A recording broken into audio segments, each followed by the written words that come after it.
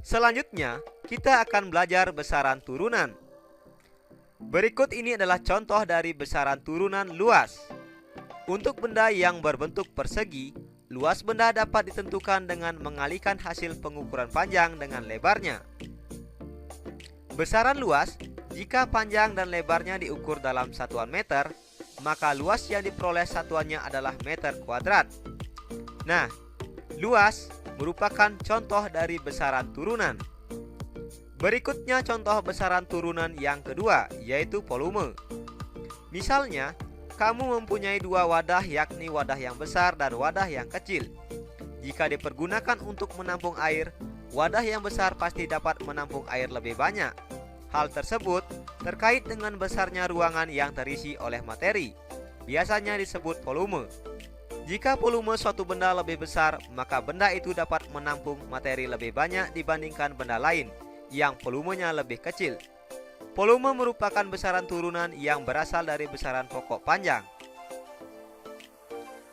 Volume benda padat yang bentuknya teratur, contohnya balok, dapat ditentukan dengan mengukur terlebih dahulu panjang, lebar, dan tingginya, kemudian mengalihkannya panjang dikali lebar dan dikali tinggi.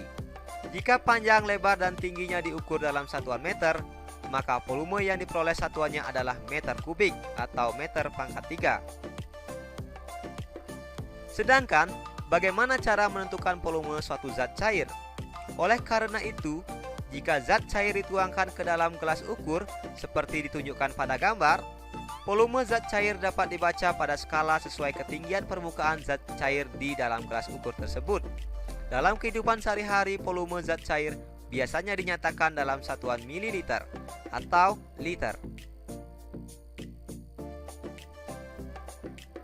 Selanjutnya contoh besaran turunan yang ketiga, yaitu konsentrasi larutan. Misalnya, kamu membuat larutan gula dengan memasukkan gula ke dalam air. Kemudian kamu cicipi, jika kurang manis kamu dapat menambahkan gula lagi. Makin banyak gula yang ditambahkan, makin manis rasa larutan itu. Maka rasa manis yang bersifat kualitatif hasil indera pengecap. Salah satu besaran yang dapat digunakan adalah konsentrasi larutan. Ada banyak cara untuk merumuskan konsentrasi larutan.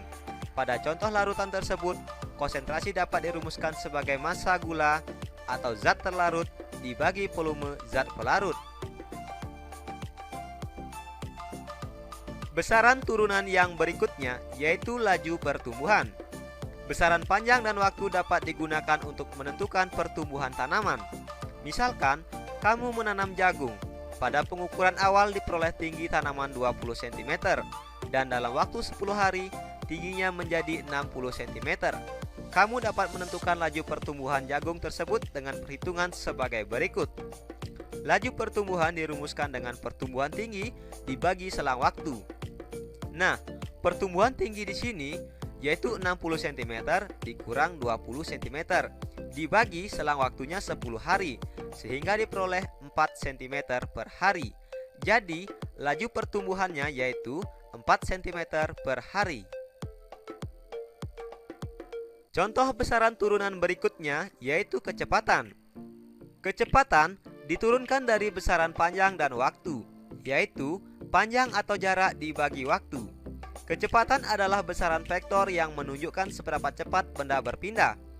Besar dari vektor ini disebut dengan kelajuan dan dinyatakan dalam satuan meter per sekon atau m/s. Misalkan, seorang pelari menempuh jarak 60 meter dalam waktu 12 detik. Tentukanlah kecepatan pelari tersebut. Kecepatan dirumuskan dengan jarak dibagi waktu, di mana jarak 60 meter dibagi waktu 12 detik sehingga diperoleh 5 meter per detik atau 5 meter per sekon.